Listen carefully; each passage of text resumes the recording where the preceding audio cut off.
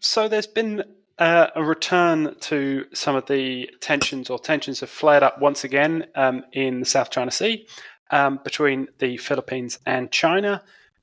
This was something that we saw about a couple of months ago. There was a lot of tension and lots of issues over Second Thomas Shoal.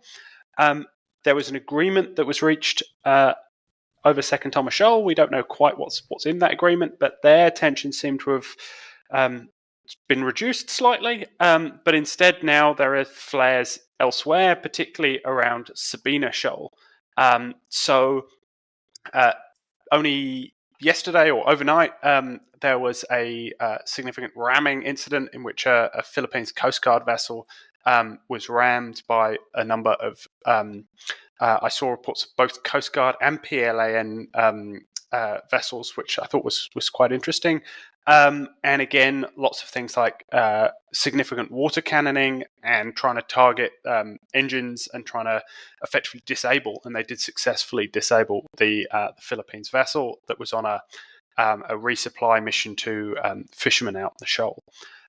This fits into a trend. There was other incidents earlier in the week. There was also some dropping of flares from a Chinese jet in front of a Philippines patrol aircraft only was it last week.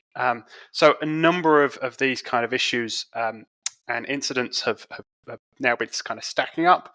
And it does feel very much like as pressure is being released on one area, it's being ramped up elsewhere.